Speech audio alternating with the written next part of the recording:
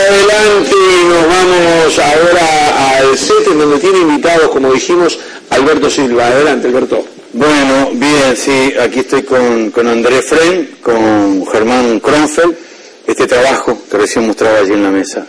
Bienvenidos, ¿cómo andan? Muchas gracias por la invitación. No, un gusto.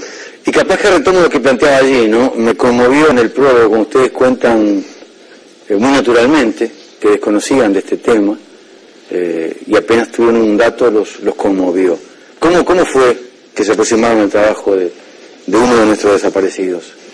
El trabajo del libro comienza a través de un trabajo que nosotros hacemos para mi facultad. Andrés está enfermo y me ayudó a realizar una investigación para la Facultad de Comunicación, en la cual yo estudio, y a través del trabajo que realizamos surge en una línea, como yo te comentaba, el nombre de Eduardo Leider, solamente en una línea de un trabajo bastante profundo. Eso nos despertó un nombre desconocido y una historia desconocida. De ahí en más fuimos investigando y aproximándonos a esta historia de a poco y a través de personas cercanas, y siempre partiendo de lo que comentábamos, que vos resaltás, siendo conscientes de la ignorancia que teníamos y siendo conscientes de que nos parecía que así como nosotros había muchísima gente y un porcentaje más que considerable de personas que pasaban por nuestra situación. Ya nos metemos en la historia puntual y en el libro puntual, pero hay otro elemento que ustedes cuentan en el prólogo que también me llamó la atención gratamente, que hablan de el asombro que tuvieron al encontrarse con gente que dedicaba toda su vida a una causa, no a algo personal, sino un colectivo. Ya que hablábamos con los colectivos recién, algo que los trascendía, incluso un colectivo que trascendía a sus generaciones, a otra.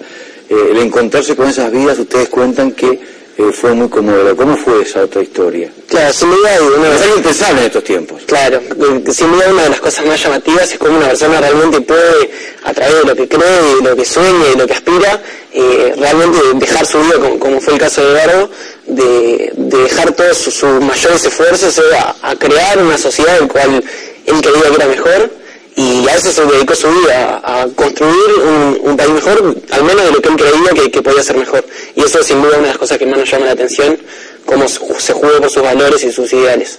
¿Y cómo fueron buscando el material? ¿Cómo fueron recopilando la historia?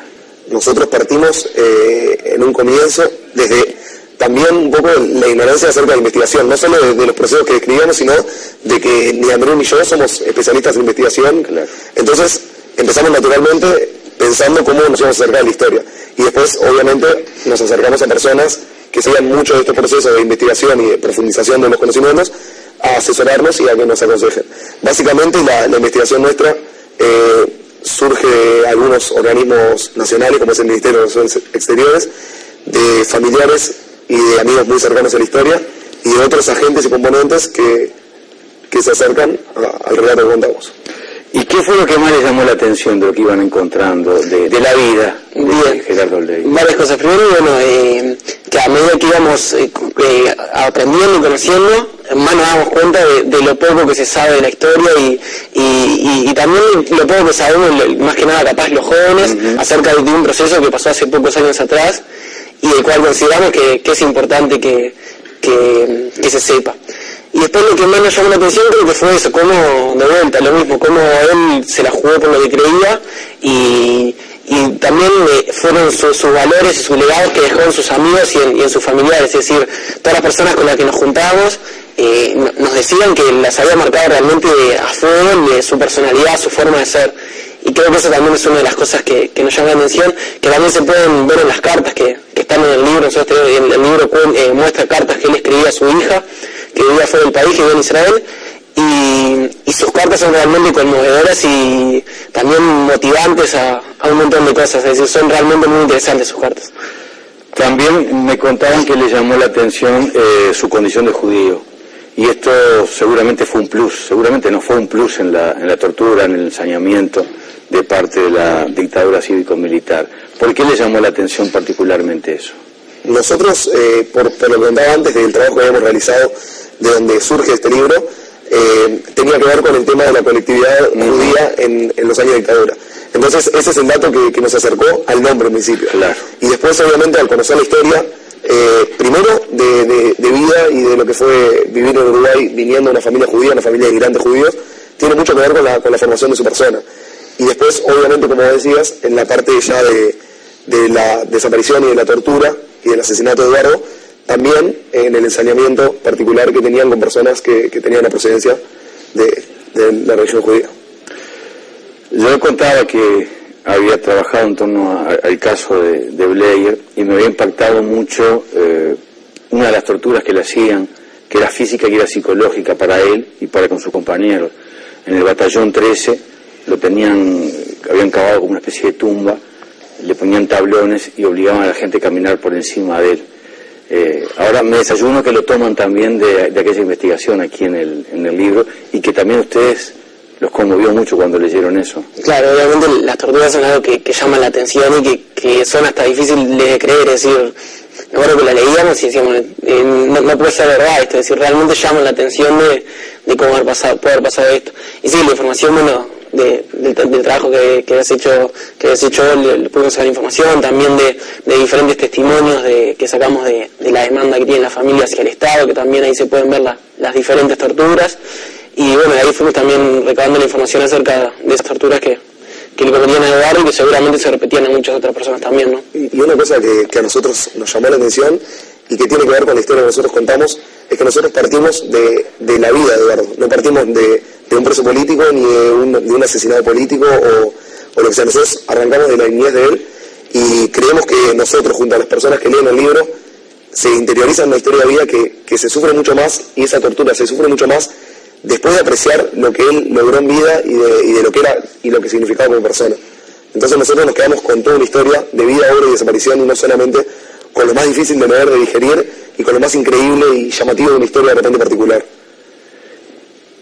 ¿Cómo podemos cerrar la charla? ¿Cómo podemos cerrar la charla del libro y cómo podemos decirle a la gente, bueno, más allá del trabajo, ahora que se metieron con esta historia y se metieron con compañeros de Blair de su edad, de su generación, ¿cómo fueron aquellos 70? ¿Cómo fueron aquellos muchachos? En el caso de Blair, era una persona grande que pensaban y trabajaban en función de que otro mundo era mejor y se podía construir. Bueno, es un poco difícil la pregunta, es decir, la verdad es que no sabría cómo definirlo. Lo que sí es llamativo, cómo estaba, nosotros, como decíamos, no lo vivimos a la época, y por lo tanto lo que podemos ver es más que nada de hechos desde afuera, es decir, mirándolo a través de libros o a través de recortes de diario. Y creo que como decíamos antes, es necesario aprender de esa historia, aprender de la historia de nuestro país para ver lo que fuimos, para ver lo que somos y para ver qué es lo que queremos ser. A mí lo que me parece que transmite este libro y que nos transmitió a Andrés, a mí y a todas las personas que lo lean, es una profunda admiración por los valores que se destacan y por cómo había personas, y hubo y seguramente sigue habiendo personas que crean en algo mucho mejor y que dediquen todo eso. Un gusto conocerlos. Igualmente. Desaparecidos, vida, obra y desaparición de Eduardo Blair. Esta tarde tuvimos el gusto de estar con los dos jóvenes autores. Vamos a Sergio. Sí, gracias. En medio de la mesa. Sí, gracias Alberto. No, me quedé pensando, yo tengo un libro argentino que habla también de la época, hoy mencionaba algo que me toca acerca del tema de ser judío en la época de la dictadura, y en Argentina los testimonios son tal cual, o sea, la tortura era duplicada automáticamente por el hecho de ser judío, más allá de que de 30.000 desaparecidos, casi 3.000 eran judíos que no resiste un análisis, porque 10% cuando la población de judíos era un 1%, habla de que si es el 10%, algo en lugar de un 1, algo también no respetaban ni la proporcionalidad. Creo que acá de alguna manera se dio en ese sentido parecido, la proporcionalidad de líderes de la colectividad judía vinculados a tanto al Movimiento de Liberación Nacional como al Partido Comunista era elevada, y bueno, y así cayeron y así también se los trató. Me permite, yo sé que usted también es un especialista en ese tema que trató Alberto Silva, se va a haber quedado con ganas de hacer preguntas, pero los comentarios los va a hacer después. Porque ahora tenemos la presentación de República Farm.